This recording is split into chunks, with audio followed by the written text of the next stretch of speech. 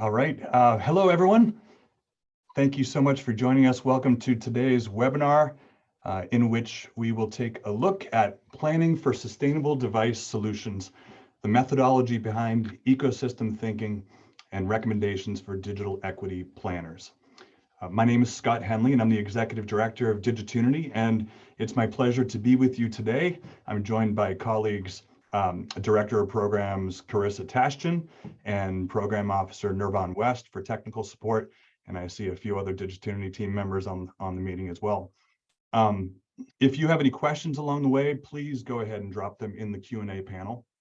We'll do our best to answer them both in real time and during the Q&A segment of the webinar. And of course, if you'd like to share with colleagues or refer back to key content, we'll be sharing a recording of the webinar along with related materials via email afterward. I also want to take a minute just to acknowledge the fact that there's a really impressive wide array of attendees here today. You guys can't see the list, but there are local, regional, and state government officials, coalition groups, libraries, researchers, practitioners, schools, philanthropy, the corporate sector, other peer groups, all from coast to coast. And while we know that this is a large, complex issue to solve, it really is heartening to see such interest in finding a solution. And so thank you for joining us. I welcome you all, and I hope you find this helpful in your work. All right, so let's start at the end. These are the key things that I hope you'll take away from this session. Number one, the acquisition and distribution of devices needs to be planned for intentionally as part of the digital equity equation.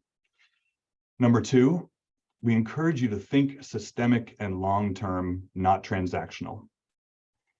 Number three, let's use this watershed moment of federal funding to design and build solutions that support community members long into the future.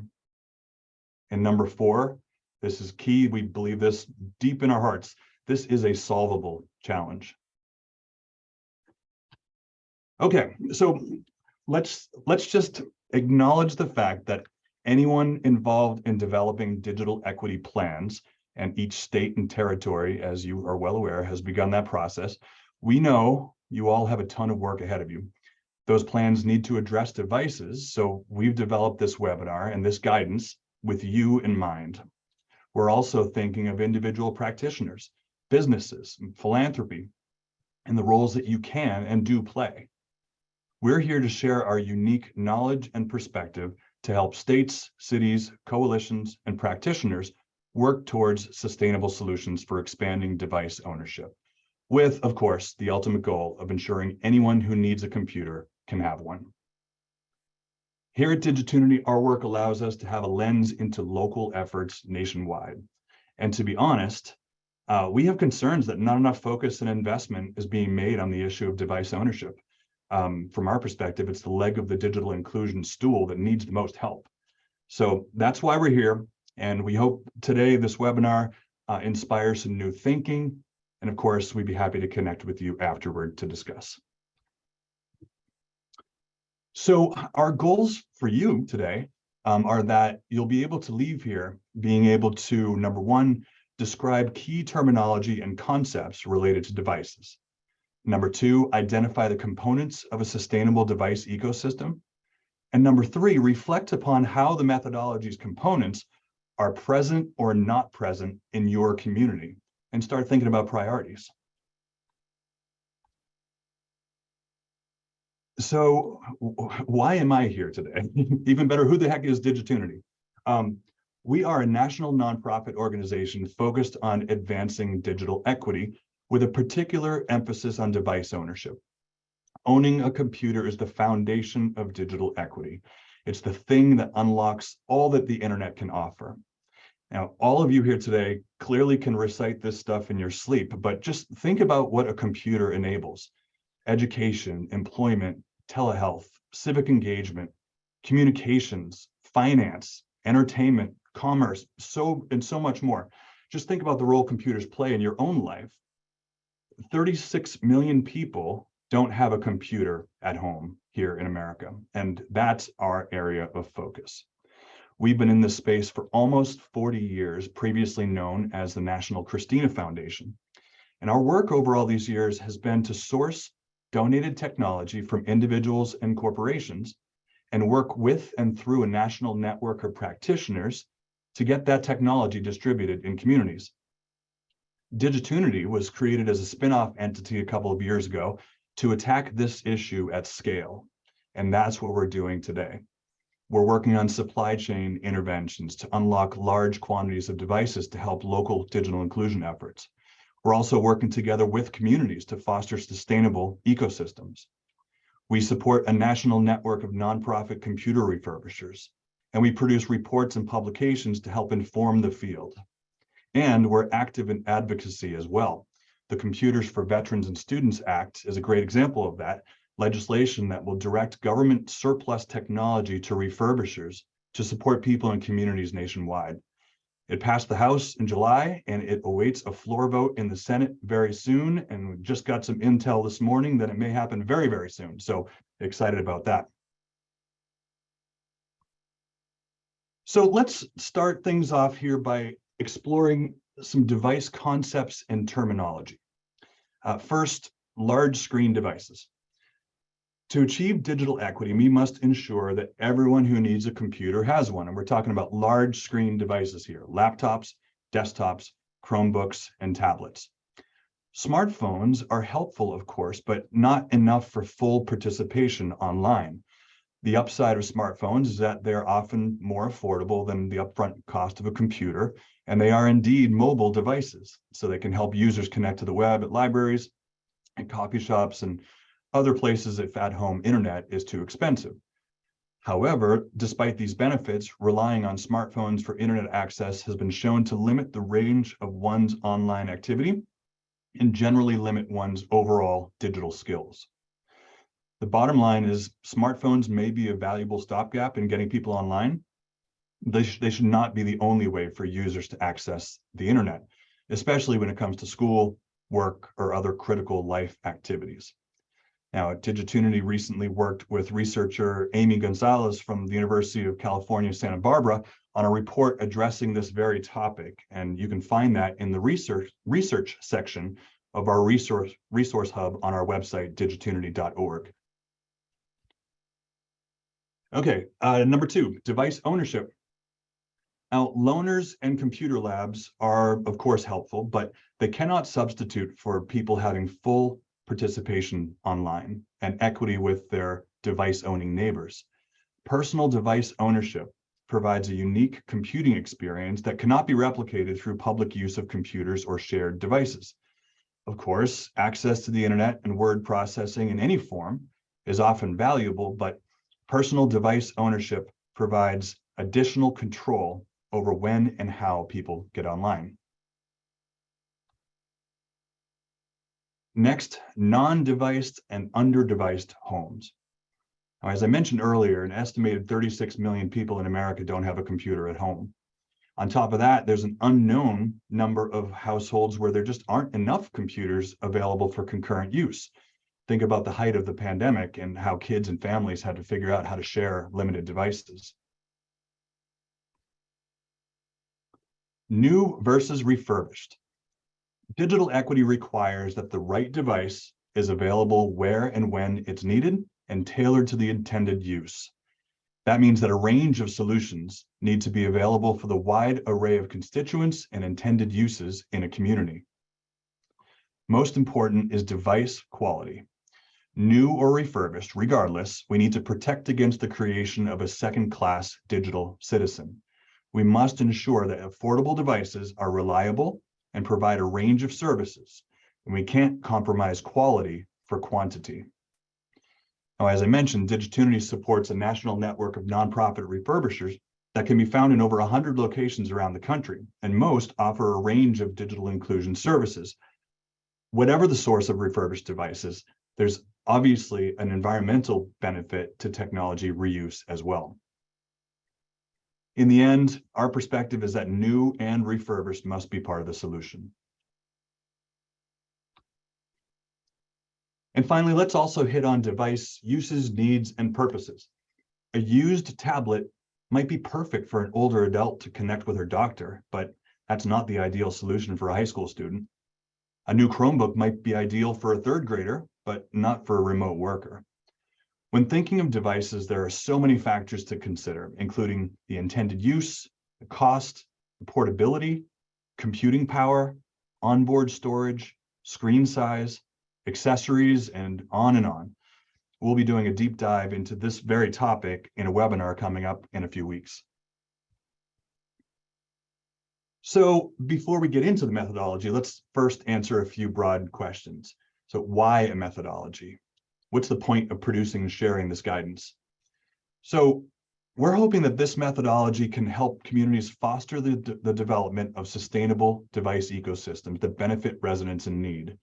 And it's applicable to states, to regions, and to local communities. It represents all the interconnected things that must be considered in this work. Now, the term device ecosystem is fuzzy, and we admit that, but here's what we mean.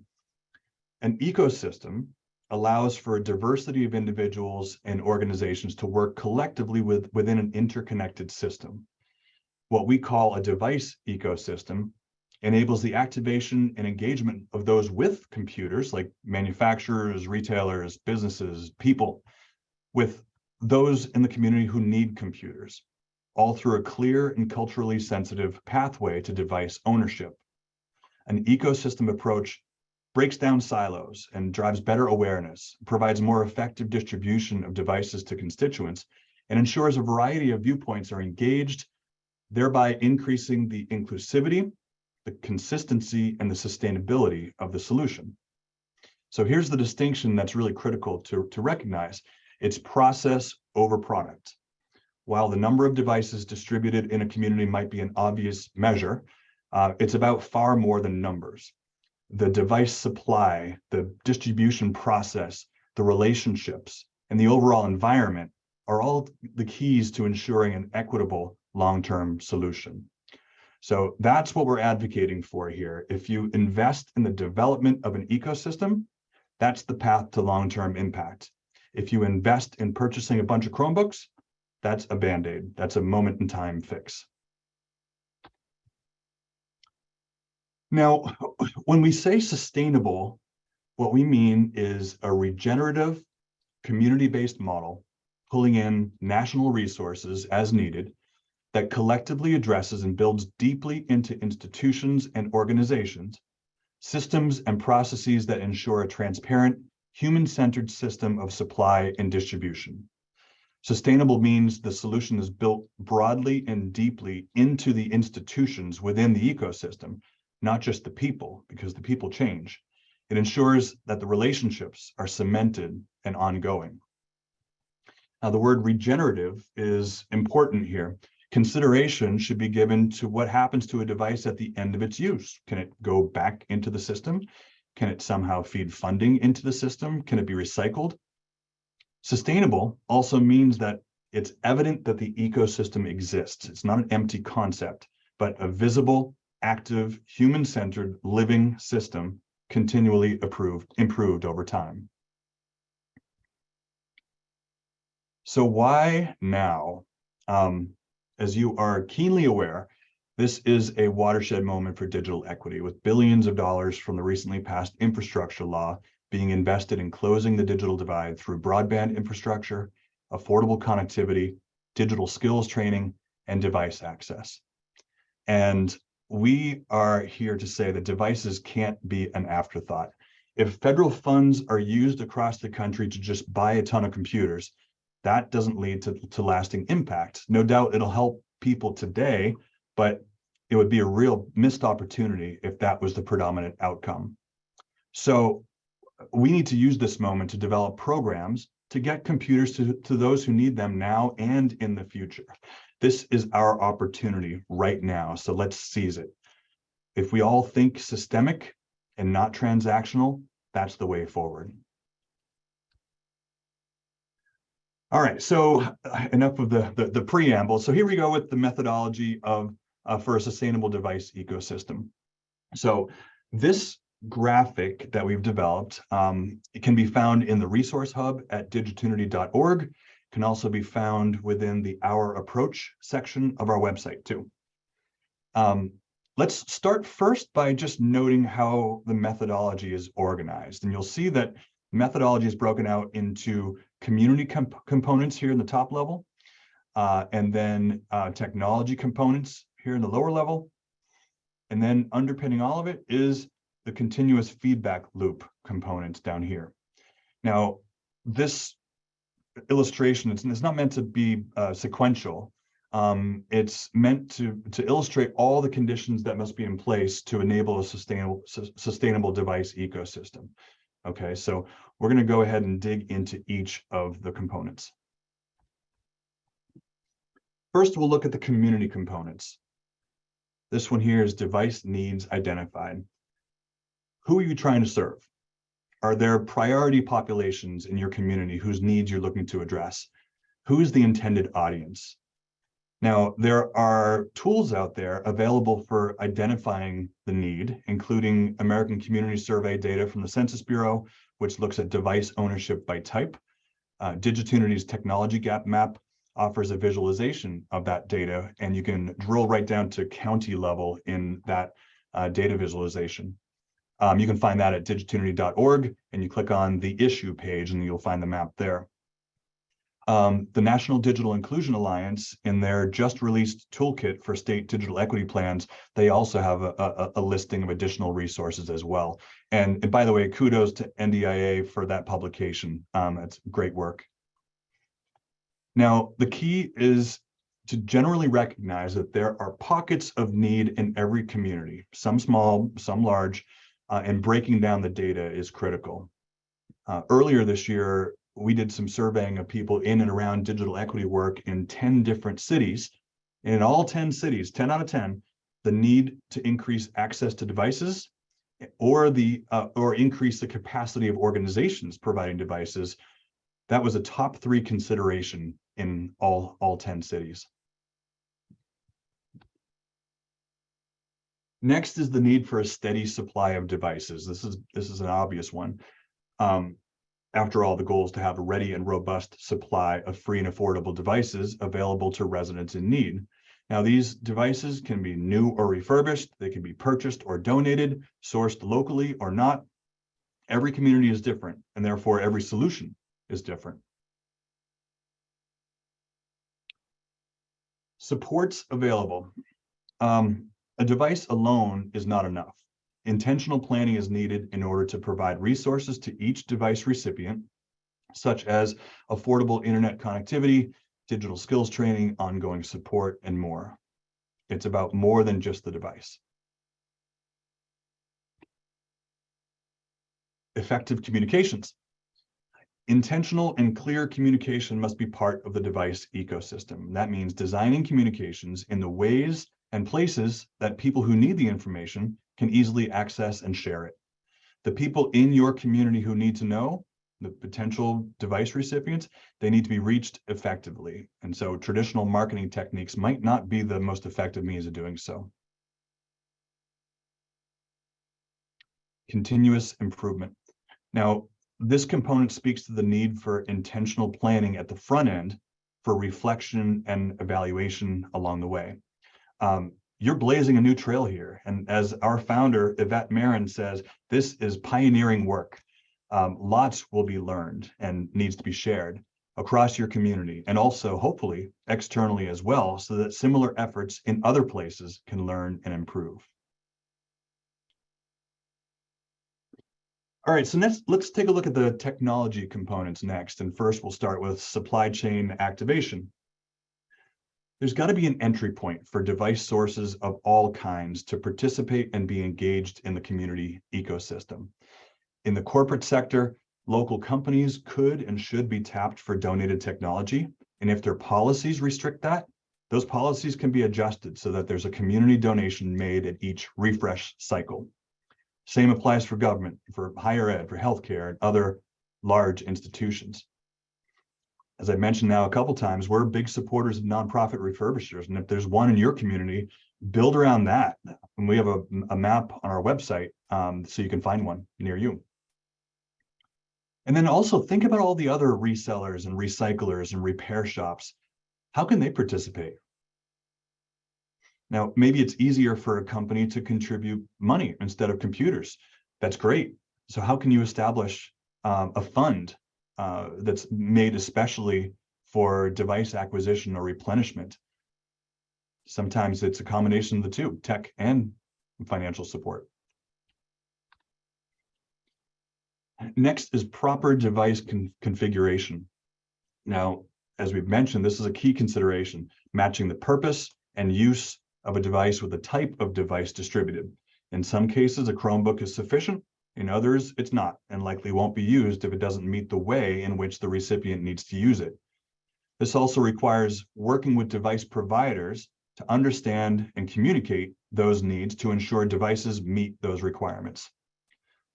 One other factor, safety, is also a consideration, as new adopters of technology are particularly vulnerable to viruses and scams. Next, we have distribution. How do you ensure that you reach your intended audience? How do you best serve those in need in your community? Anchor institutions are certainly a consideration. And we found that one of the best ways for doing this is through community-based organizations that serve people in need across all sectors. Faith-based organizations, veterans organizations, community centers, food banks. These organizations usually have high trust levels with community members and can help vet recipients and manage the distribution. And finally, we have device lifecycle. As we work to do all of this in an environmentally responsible way, this requires planning for what happens to devices beyond the initial recipients. Could be recycling, could be refurbishing and further reuse, which can help add to the regenerative nature of your ecosystem. And then from there, how do your residents have a pathway to upgrading or replacing their device? Now, underpinning the components and conditions of our methodology is a continuous feedback loop, and these are the things that should be considered. First is data collection and storytelling. And here we're just pointing to the need for creating a data collection process, which can be pretty simple, but is key to understanding how the system is working and where adjustments can be made. This data can also be part of an overall storytelling effort to garner continued support for this work and celebrate its successes. Next is evaluation and adaptation. Again, it's critical to take time along the process to evaluate where you come from and where you need to go and make adjustments. In one city we're working in, as an example, the main library was a key player in device acquisition and distribution during the height of COVID. In their particular case, they realized that now they're not best suited to play that role for a number of reasons. And now the community is pivoting towards other solutions. The take-home point here is you need to remember that it's a living and breathing system. It's not static. Next is community input. Planning for where and how community members can contribute their input and perspective is key. Center their voices from the start. Allow them to shape the direction of the effort in true partnership, and also allow participating stakeholders a way to feedback as well. And next is multi-sector engagement. The coalitions that we've been exposed to or are involved in are made up of a wide array of local and regional stakeholders. Be intentional in making sure everyone who wants to be involved can be involved. And that means government, philanthropy, businesses, community organizations, schools, healthcare, chambers of commerce, higher ed, religious organizations, all should be involved, as they all have a stake in helping members of the community, their constituents, obtain a computer. And lastly, expand and build linkages. Relationships are key.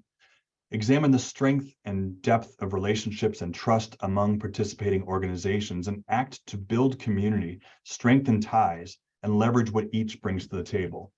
Each actor in the ecosystem should be tapped for what they do best.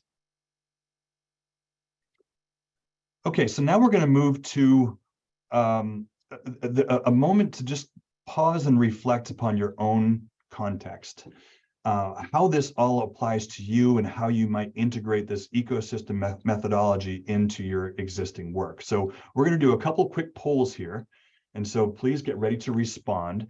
Let's go ahead and put the first question up, and there it is.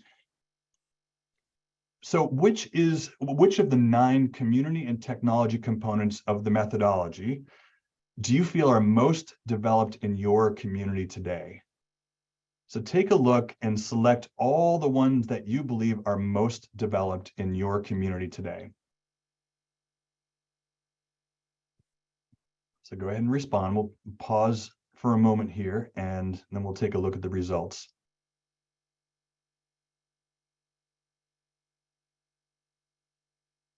All right, so last call. Which of the components are most developed in your community today?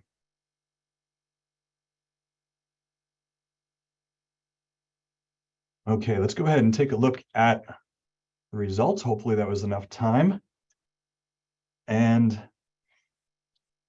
that's interesting. So of all the respondents here in this webinar, it looks like knowing your population and identifying needs is the most developed, with 57% of people identifying that one more than any others. Let me call in Carissa Tashton, our Director of Programs, to see if you have any commentary you'd like to share on this too. Mm-hmm. Yeah, I think hi everyone. I think this really matches what we're seeing across the country, and needing to dig into the more technical sides of the work.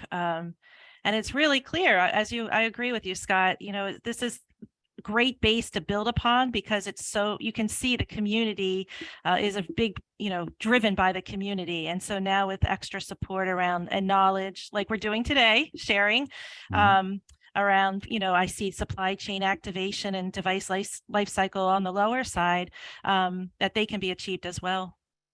And I think device life cycle being on the lower end speaks to how this is kind of a new frontier to really build systems around that whole regenerative notion that, the supply is out there, and there needs to be a concerted effort to figure out how to get that supply to residents in need, and then how to feed that supply back into the system. Once it's done its first, its second use or what have you. That's good. Okay, so let's go on to the next poll question. And it is this one. So which of the 9 community and technology components are you most interested in focusing on in the upcoming year?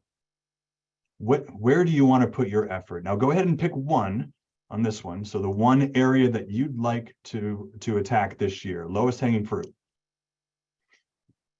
So we will hang on for a couple of moments here, let you review and respond.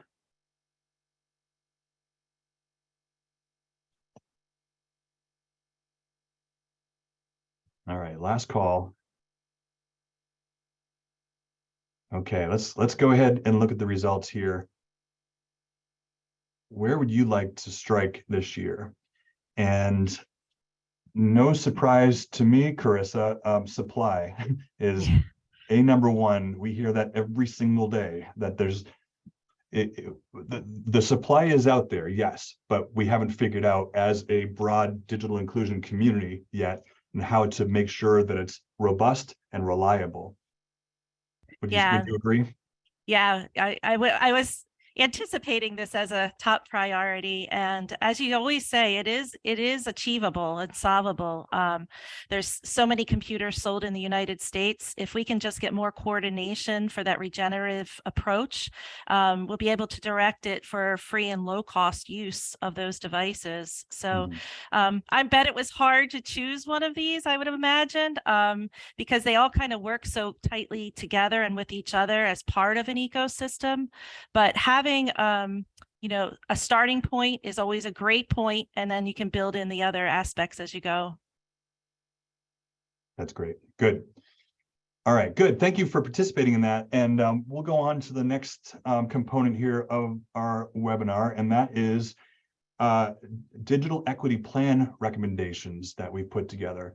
Now, as I mentioned at the beginning of this webinar, I noticed a whole bunch of state level folks that are here on this webinar. If you are playing a role in digital equity planning, no doubt you have a ton on your plate. Some of you may be fairly new on the job, and all of you have a hard deadline to meet. So we don't envy you, but we see you. So it's really important work. And so what we wanted to do is provide you with some tools and some suggestions related to devices that we hope can help your thinking as you're putting your plans together. And no surprise that these are closely tied to the ecosystem methodology that we just reviewed. Just to make a point, these recommendations are available on our website, digitunity.org, and they will be sent out via email with the recording of this webinar as well. Okay, so we'll just run through these quickly. Number one, ownership of large screen computing devices should be the top priority. Loan programs, public computer access facilities, and smartphones are insufficient, inequitable solutions. Number two, plan for a reliable and robust supply of free or low-cost devices and peripherals with mechanisms for replacement and replenishment. Number three, consider the support and incentivization of refurbishing donated previously used computers. Nonprofit technology refurbishers offer a range of digital navigation, device access, support, and connectivity services, and that's a huge asset if you have one nearby that can be built upon. And also think about entry points for other retailers and resellers and recyclers and refurbishers and repair shops. Number four, work to involve people most affected by the digital divide in planning and implementation. Number five, create partnerships with trusted community-based organizations for distribution. Number six, think about how to provide training and affordable technical support for the life of a device so that distributed devices are updated, functioning, and secure. Number seven, use a network science approach for asset mapping and landscape analysis to reveal community assets and needs, the depth and strength of relationships, where the gaps are, and to optimize strategies for distribution. Number eight, involve cross-sector stakeholders from business, government, philanthropy, all to ensure alignment, collaboration, and sustainability. Number nine, work to provide devices and connectivity plans that are matched to the intended uses and needs of recipients. And lastly, number 10, consider the environment. Use environmentally responsible procurement, disposition, and recycling strategies.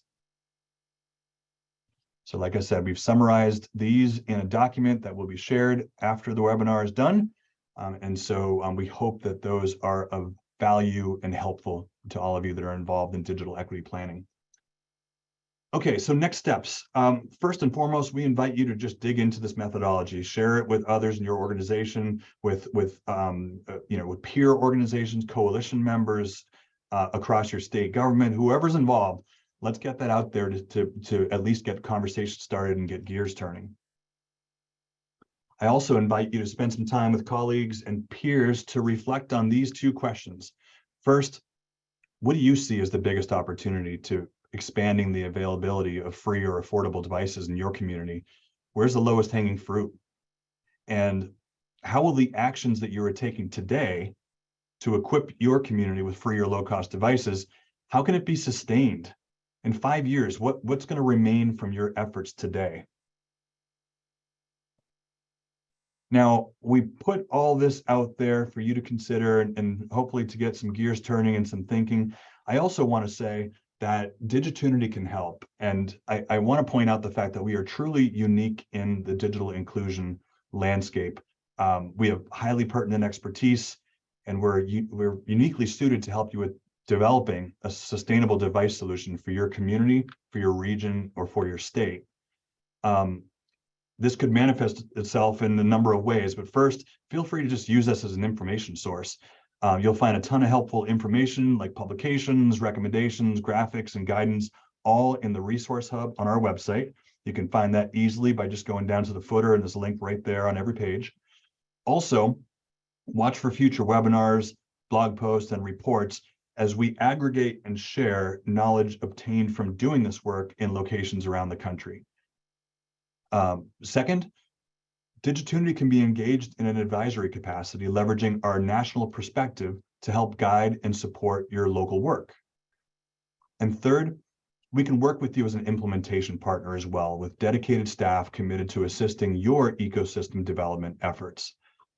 The bottom line with all of this is we just want to see device ownership meaningfully addressed, community by community, state by state, all across the country. And so I previewed a couple times upcoming webinars. We don't have dates set yet, but before we head into the Q&A segment, I just wanted to review that the next one will be focused on device essentials and adoption. And then subsequent webinars will be focused on behind the scenes of a sustainable device ecosystem. We'll be releasing dates for those very soon. And so that brings us to the Q&A segment. I want to thank you all so much for your time and attention. I'm asking Carissa to come back in here to join us for the Q&A. And are there questions? It looks like there may not be questions. Yeah, pause and say, please feel free to write in a question in the Q&A section at the bottom of on the toolbar. But maybe for a question for you, Scott, that I'm thinking about, what has you most hopeful about the work ahead? Oh my goodness, that's a great question. You know, we're doing work with one particular city right now, and to be in the room with members of the community that are fired up about solving the digital divide, period, in their community, and to see the enthusiasm, the collaboration, the openness, that I'll tell you, that's the thing that like gets me out of bed every day to do this work. It's just inspiring and amazing, and it's yielding results. And so, you know, that's just one example of one coalition in one city. There's work, all of you on this webinar are involved in one way or another. And so it's just so impressive, and I have huge respect for everybody that's doing this work. Let me turn it back on you. What about you? Yeah, I share the sentiments as well. Yeah, what do I have as most hopeful? I think that we have more interest and more energy around planning for the long term. Some of us who have been in digital equity work, I say this often, you know, we've been knocking on doors for years, and now we've got the attention and growing awareness and of the issue. And there's been some efforts along the way, but this is a historic moment with funding coming out, a lot of energy around it, a lot of attention to it. It's nice to have something to work on every day and work with others and dream and plan and put the energy into that we think actually could be solved, and like having a working process for the future, a system for the future. It's really exciting. So can feel overwhelming. Absolutely. We're here to help you in each step of the way. We're as we work with all the different communities across the US, we see many at different starting points, but I think there's a starting place for devices for everyone. I see couple questions coming in, which I'm happy. Steve, Napoli is asking, are there any unique programs that you see that are getting attention? Thanks for the question, Steve. Good to have you on the webinar. I think, you know, I think we've all seen all across the country digital navigator programs that are spinning up or scaling up. There's been a huge investment of time and energy and resources by NDIA members, by NDIA themselves, but for other stakeholders across digital inclusion space, and that, you know, both organically and intentionally coming together to help local residents with very granular issues or concerns or barriers. That's huge. And I love the fact that that's part of the overall equation going forward. What would you say, Carissa? Yeah, I would agree with that. And I think what are some unique programs are even someone from your background, Steve, in the recycling world, coming in and genuinely wanting to address the issue. And maybe we're in rooms with partners we've never been in rooms with before, recyclers and refurbishers. But I think maybe that's in part why the technical questions were kind of had less attention in the poll. You're going to meet new people, but there's a lot of good energy around that. Yeah. Scott, we have more questions coming in, and so I think we do have time for some. I'm happy to answer this one. Melanie Coletti asked, I attended a listening session recently where a rep from a community org listed training in exchange for laptops as a barrier to distribution. What are your thoughts on distribution without strings? That's so interesting. Coming from the public library world for a long time, we've tried both sides of the equation. You know, it's a philosophical, definitely goes down to that for your organization and your community that's involved in this. We have seen people feel very strongly about not giving out devices without achieving something, a certain number of hours of training. And we've seen others where folks give out the computers based, I guess, on a record of trust. I think the underlying consideration is ensuring that the devices are going to be used. And if that, it means setting the recipient up for success. So maybe you don't have to say they have to attend 8 hours of training. Adults particularly may have some skills in computers from before. They don't need that exact 8 hours that you're offering, but they are going to come into some bumps and trials and barriers in using their computer. So maybe a more open-ended support system that they can come back and get support for their individual needs might be the way to go. So I think you can hear in my voice, I tip myself with the experience of working in libraries and giving out devices, doing it without strings, but with really thoughtful, recipient-centered support, I think is the way to go. Scott? I just would add that I agree with you that I think it is a philosophical thing too. There's a discussion around free versus low cost too, that if a recipient has some skin in the game, however much they have to provide to obtain a computer, it might make the device be treated differently, and it's, yeah, I'm with you. I lean more towards no strings because that feels more equitable. We have an anonymous attendee asking, and this one I'll have you start with, Scott. Where would you recommend looking first when figuring out device supply?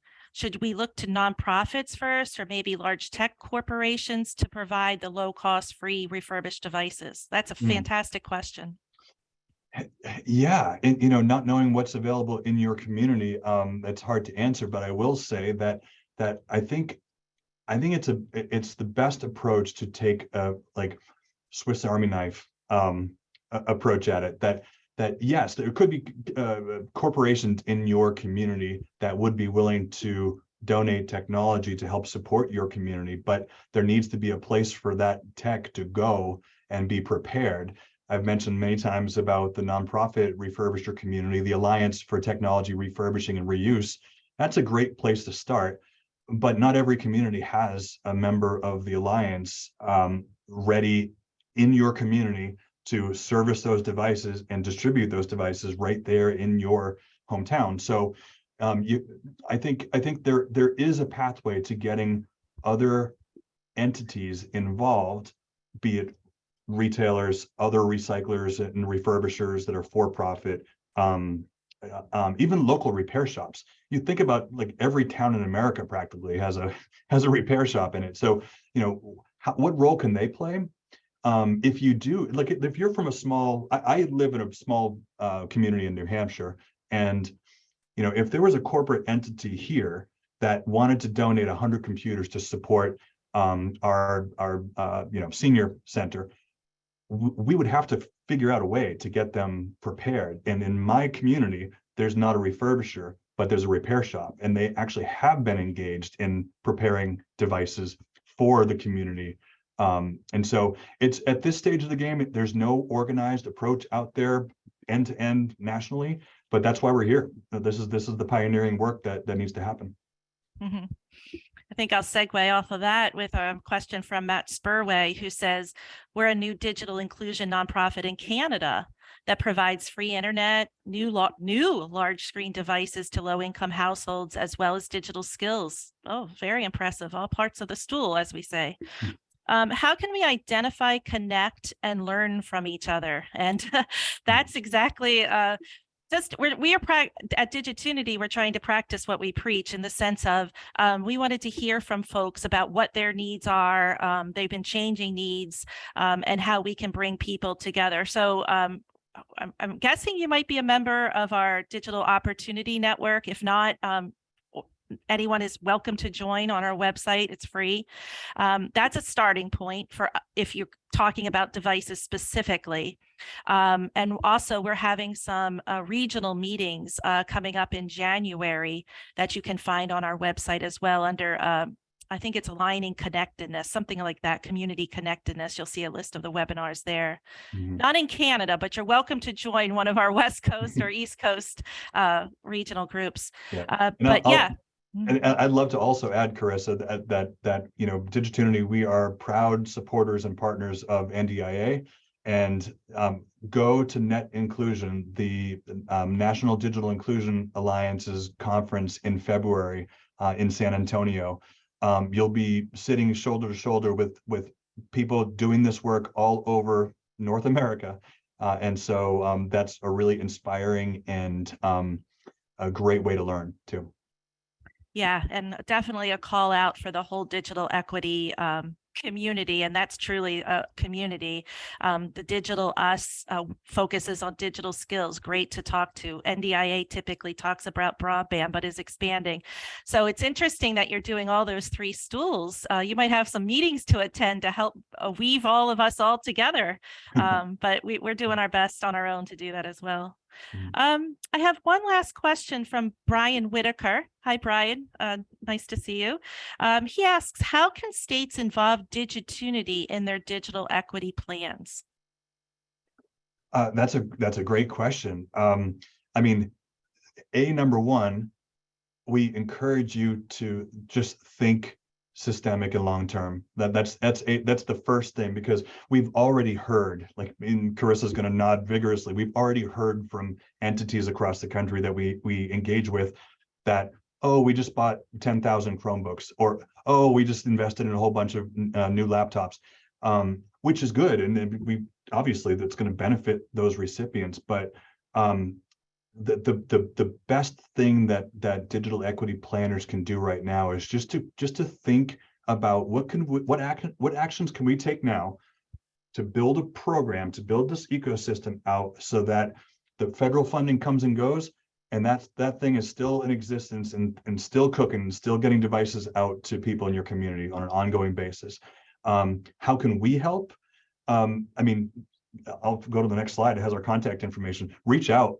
We'd love to talk with you and you know, just explore what your needs are, how developed your plans are. We've already met with a few folks that are responsible for the digital equity plans in their states, and it's kind of funny because the reaction has been a little bit of like deer in the headlights, like, holy cow, this is a big job.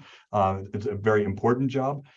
But you know, what we've experienced is that the least amount of like real coordination and development is on the device aspect of things. And so reach out to me, Scott@digitunity.org, reach out to Carissa at digitunity.org. We can have an initial conversation if it makes sense to engage us, so that's a more formal engagement where we can work alongside. Like, of course, we'd love to do that. But at the very least, go to our website, use all the stuff in our resource hub. Brian just did a great paper for us on devices in rural communities. There's a lot of good stuff in there that I hope will help inform your thinking. and yes, and suggest things that you're not seeing there. Suggest pain points that, if that you're having, likely many other people are, and we can create some resources around that to share as well. I'm so glad you said that. And the best role that we can play is aggregator of knowledge and sharer of knowledge. So if you see something in that methodology that you're scratching your head and you're like, it's missing something key, yeah, get in touch with us and let's improve it. This is iteration 1. So let's learn from each other and just see what we can do to improve these efforts all across the country. That's all we have, Scott. Thank you. Well, thank you. And thanks to all of you for joining us. I certainly hope this was helpful. It was for us, it was fun to put this together. And we know that this is, like we said, this is kind of pioneering stuff. So thanks for joining us today and on this journey. Best of luck with all of your efforts and have a great day. Thank you.